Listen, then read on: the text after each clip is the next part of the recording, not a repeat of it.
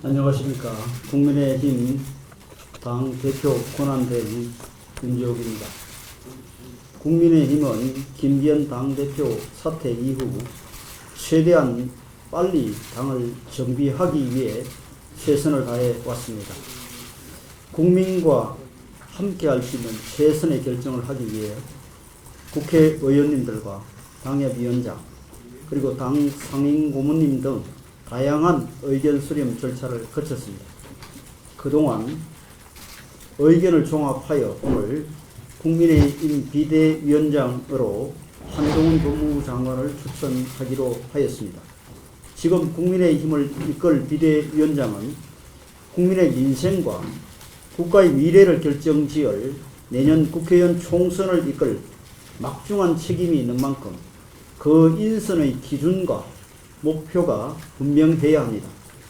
첫째, 변화와 쇄신, 미래를 갈망하는 국민의 기대에 부합하고 당 혁신을 넘어 국회 개혁 등 정치 문화의 개혁을 추진할 수 있어야 합니다. 한동훈 장관은 이를 이룰 수 있는 가장 젊고 참신한 비대위원장이 될 것입니다. 둘째, 당정 관계에 있어서 신뢰를 기반으로 더욱더 소통의 질을 높여야 한다는 여론에 부응할 수 있어야 합니다. 셋째, 청년층과 중도층의 공감대를 이끌어낼 수 있고 우리 당 보수 지지층도 재결집시킬 수 있어야 합니다.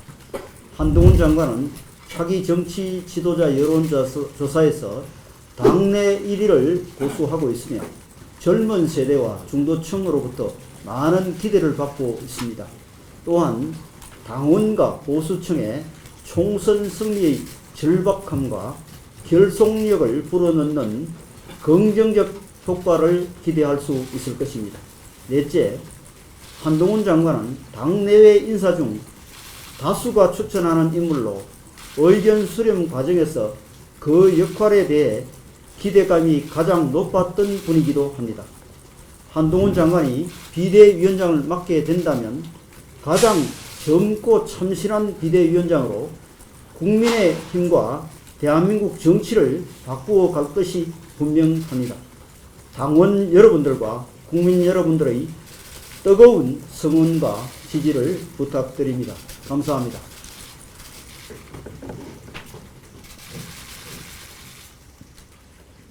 질문 받겠습니다.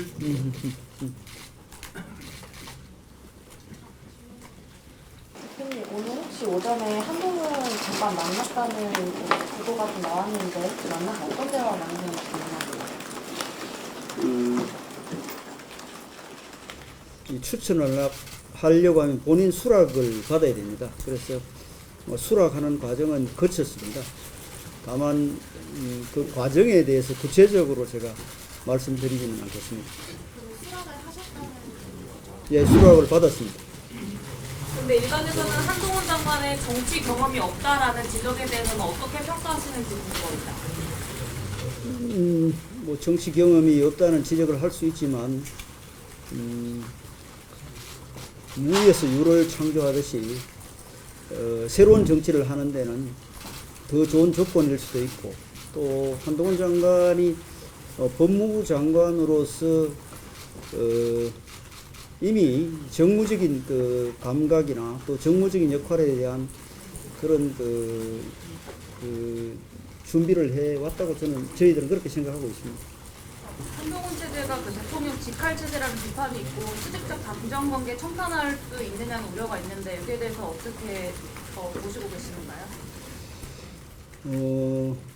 당과 대통령실 또 정부와의 관계는 지금 뭐 사실은 소통에 문제가 없고 또 양방향으로 소통이 잘 되고 있습니다만은 국민들께서 소통이 부족하다고 지적하고 있는 것도 알고 있습니다. 그래서 오히려 한동훈 장관과 그 신뢰관계가 있기 때문에 소통의 질이 훨씬 좋아질 것으로 기대하고 또 진솔한 소통이 이루어질 것으로 기대합니다.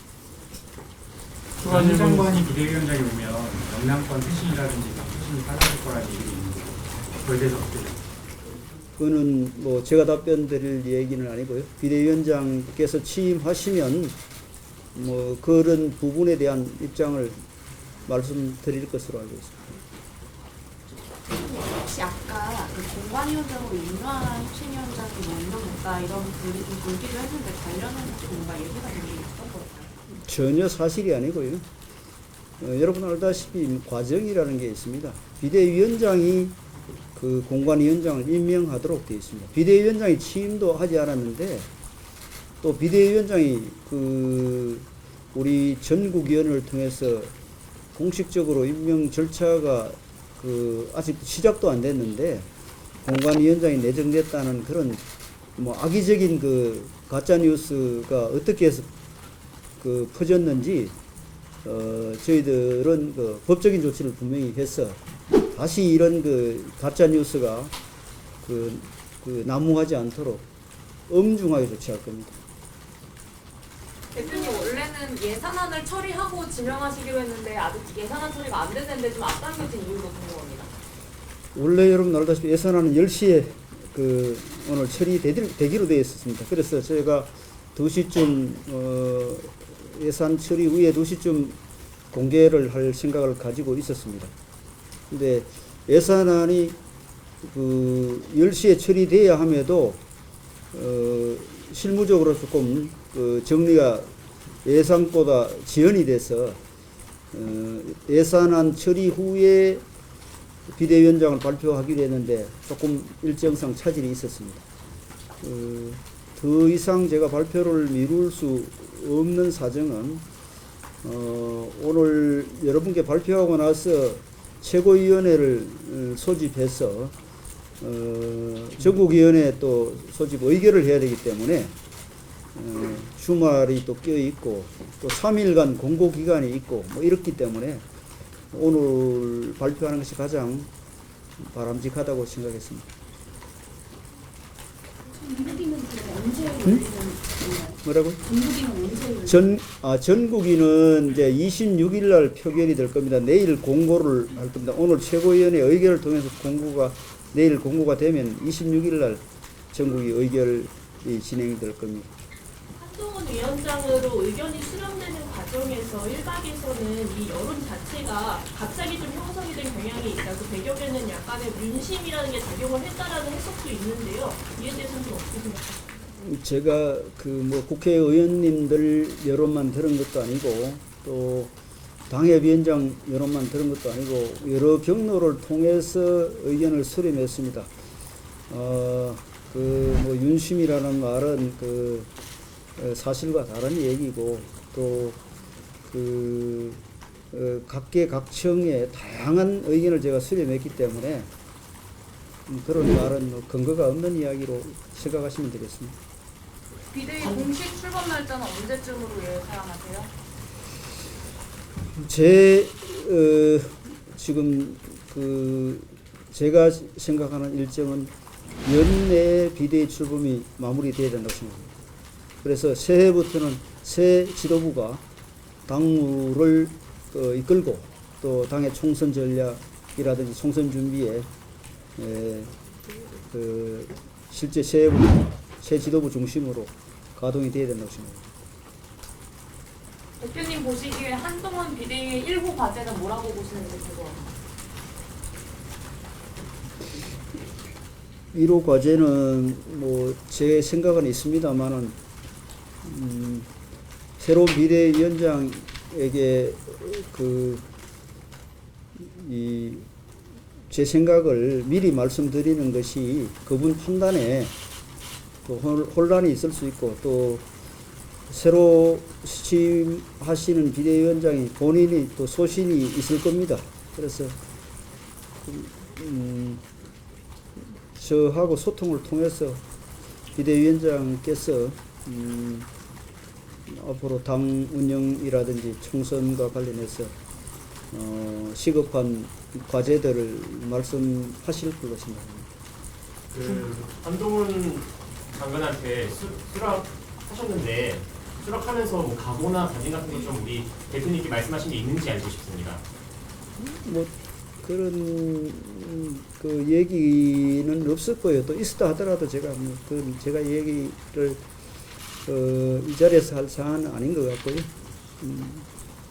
하여튼 뭐 제가 지금 전체적인 이 비대위원장 인선과 관련된 당의 입장을 전달을 드렸고 또 한동훈 장관께서 공감하셨고 수락하셨고 그게 다입니다. 장 장관님 입당하시나요?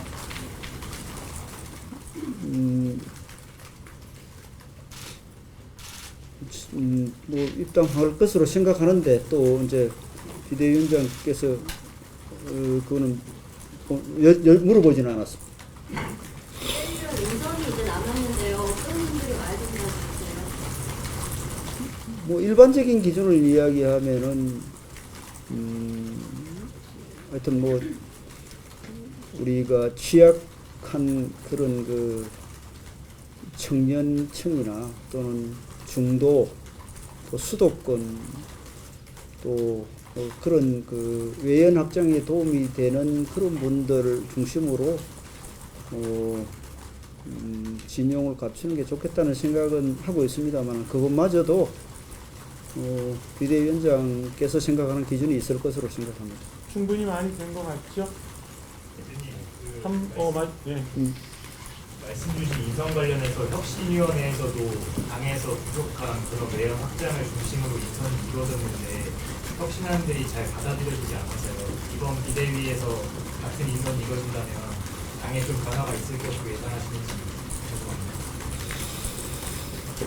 궁금합니다. 여러분들이 이제 혁신이 제대로 수용이 안 됐다고 말씀하시는 분도 있는데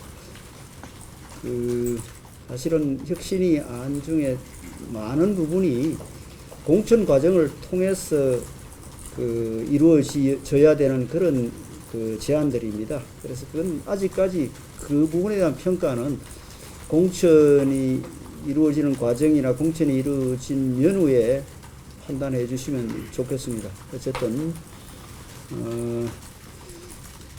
당이 지금 절박감을 가지고 있고 또 비대위원장도 이 막중한 책임에 대한 생각을 하고 있을 것으로 생각합니다. 그래서 이 총선이라는 이 절대절명의 우리 정부의 운명이 걸려 있는 그런 문제이기 때문에 이 책임감이 얼마나 막중한지 잘 알고 계실 겁니다. 그래서 그 책임을 다하기 위해서 할 수 있는 모든 노력을 다 하실 것이라고 생각합니다. 대표님, 현직 장관직을 내려놓고 오는 건 혹시 사전에 인선 지명하시기 전에 대통령실과 직간접적으로 조율된 게 있을까요?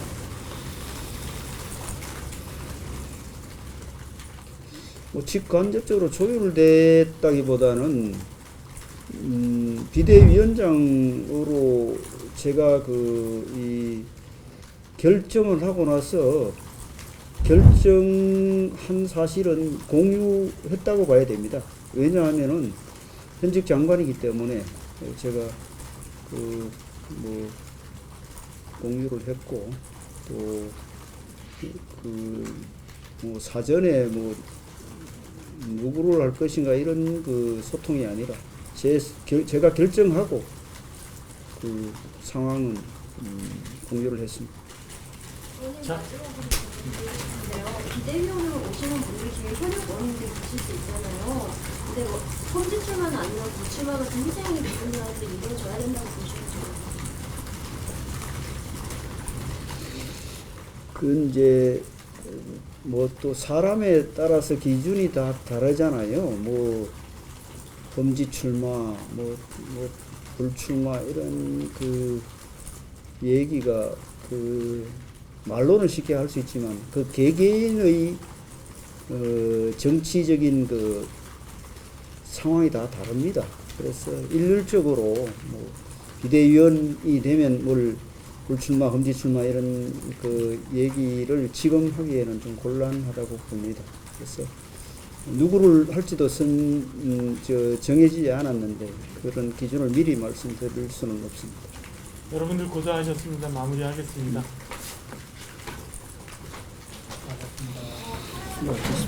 김건희 특검법에 대해서 한 장관님이 입장을 어떻게 밝히셨는데 어쨌든 국회의 절차에 따라 다르겠다 이렇게 말씀하셨거든요. 그 부분은 원내 대표로서도 어떻게 대응해 나갈 계획이신지 여쭙겠습니다.